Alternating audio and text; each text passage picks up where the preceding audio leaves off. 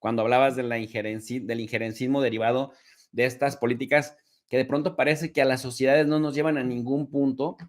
Lo estaba pensando Jesús en términos de que ese injerencismo, ese intervencionismo, pues tiene varios propósitos. Primero, se enriquece la industria del armamento. Segundo, los bancos se aseguran tener ingresos enormes. Tercero, viene una especie de arrebato de los derechos civiles de la gente que costó muchas décadas ir conquistando. No sé si ustedes de acuerdo al respecto. El hecho de que tengan que te quiten los zapatos en los aeropuertos me parece indignante, que te tengas que quitar los cinturones y casi se te caen los pantalones. A veces te tienes que quitar hasta la camisa. El hecho de que te basculen, que te agarren las nalgas, el pecho, que te anden entre la entrepierna esculcando a ver si, como si la tecnología que tienen hoy en día no fuera suficiente para detectar si llevas algo en el cuerpo. Entonces, además del arrebato de las conquistas sociales, al hacer esta analogía de que fueron a Afganistán a llevar la democracia y a combatir a los talibanes para que las pobres mujeres atormentadas del talibán pudieran vivir en libertad. 20 años después, el talibán está de regreso más fuerte que nunca, se quedó con un montón de armamento de Estados Unidos. Afganistán se convirtió en una verdadera potencia mundial de la producción de la amapola, que tú sabes en qué termina, que es base de qué droga la amapola. Y en el caso de Irak, iban a derrocar al tirano, instaurar la democracia. Irak está ahora con más de 1 millón de muertos. Fue una gran mentira el tema de las armas de destrucción masiva.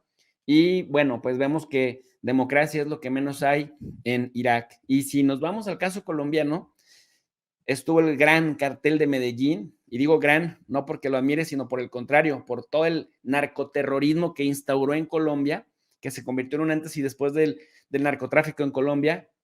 Ya no está el mexicano, ya no está Pablo Escobar, ya no están los hermanos Ochoa, ya no está, bueno, se acaba de morir el Popeye, que era el sirviente de todos ellos. Después se descabezaron al cartel de Cali, que rivalizaba con el cartel de Medellín.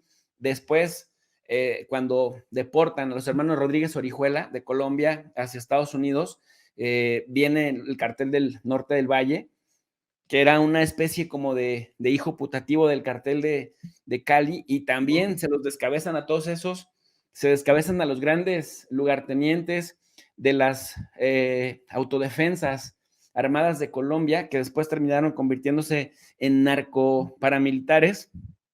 Y la gran sorpresa es que, a pesar de que han descabezado con el Plan Colombia, e incluso reformaron el sistema penitenciario en Colombia, a todos estos grandes capos que eran muy mediáticos, pues, ¿qué crees? Que Colombia sigue exportando y parece que más cocaína a los Estados Unidos. Y entonces aquí viene la pregunta, ¿y entonces, Jesús? Fíjate que hay una frase de un libro que a mí me encanta, tocayo. El libro se llama La parábola de Pablo y aborda precisamente el tema del narcotráfico en Colombia. Y utiliza una frase que ayuda a entender y a definir para mí todo lo que es esta industria del crimen organizado. Detener al narcotraficante, pero no al narcotráfico, porque el narcotráfico es lo que genera las ganancias. Y esto no lo descubre tu servidor, el propio Antonio Macietelli de la ONU lo dijo en su momento. El dinero que salvó al mundo de la crisis del 2008 fue del crimen organizado. Fue el lavado de dinero lo que permitió que la economía mundial volviera a reactivarse. Y es que a final de cuentas, yo creo que uno de los grandes puntos, y ahorita que tocabas Afganistán, es un excelente, excelente ejemplo. El crimen organizado, el narcotráfico, no es un asunto de personas ociosas, no es un asunto entre buenos y malos, no es el norteño con la pistola, el bigote, los lentes negros en contra del impoluto militar anticorruptible, no. El tema del crimen organizado, el tema del narcotráfico, es un engranaje más del sistema capitalista basado en el despojo de recursos naturales principalmente. Afganistán, tú lo sabes, rico en gas, por ejemplo, rico en ese tipo de recurso y que lo empezó a controlar Estados Unidos con inversiones de Estados Unidos. Y fue un lugar donde Estados Unidos armó una guerra. Ponías el ejemplo de Colombia, exactamente lo mismo. Colombia, rico en recursos naturales, arma una guerra en contra del narcotráfico, crea los famosos cárteles de la droga y despoja a Colombia de sus recursos naturales. Llega a México y nos topamos con una realidad muy similar. Si tú de repente comienzas a revisar en donde se ubican mineras, transnacionales y demás, pues son en comunidades que durante mucho tiempo fueron víctimas del azote de los cárteles de la droga.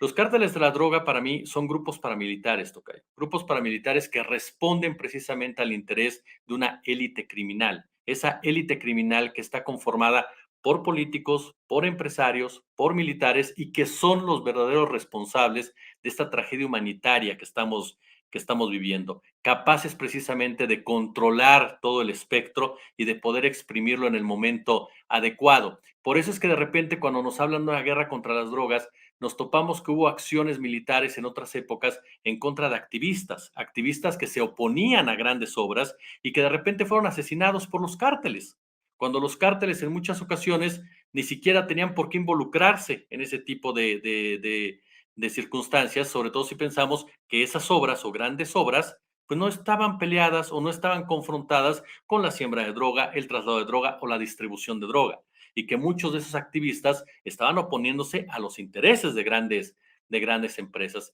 Entonces, para mí, ese es el punto nodal, que la guerra contra las drogas es parte de un sistema económico. Lo dijo Miguel Ángel Félix Gallardo, a quien apodaron el jefe de jefes y demás, y él lo dijo, me parece, de una manera muy clara y enfática. Nosotros nunca fuimos enemigos del sistema, nosotros éramos parte de este sistema.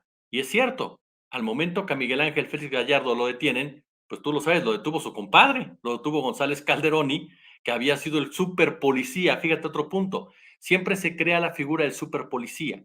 En esa época, Guillermo González Calderoni, con Carlos Salinas de Gortari, que detuvo narcos, detuvo a Pablo, bueno, provocó el suicidio de Pablo Acosta, que estaba el famoso zorro de Ojinagua, allí en Chihuahua, detuvo a Miguel Ángel Félix Gallardo, todo esto antes, por cierto, de la entrada en vigor del Tratado de Libre Comercio de América del Norte, pero que sabían perfectamente dónde estaba Miguel Ángel Félix Gallardo. Lo sabía perfectamente González Calderoni. Él le permitía operar porque a él le habían ordenado que le permitiera operar. Incluso en la narrativa que te da Félix Gallardo, llama la atención de que los medios de comunicación de la época dicen, llegaron, lo sometieron, le quitaron armas. Y Félix Gallardo te narra que él estaba sentado con sus hijas. Cuando llegó Calderoni, entró a su casa sin ningún tipo de problema y obstáculo, porque era su compadre. Y entró con policías, incluso la famosa cachetada que le da y la frase de yo no te conozco. Entonces, ahí te das cuenta quiénes son realmente los responsables, quiénes son los que están detrás de este negocio y quiénes son los que imponen las reglas.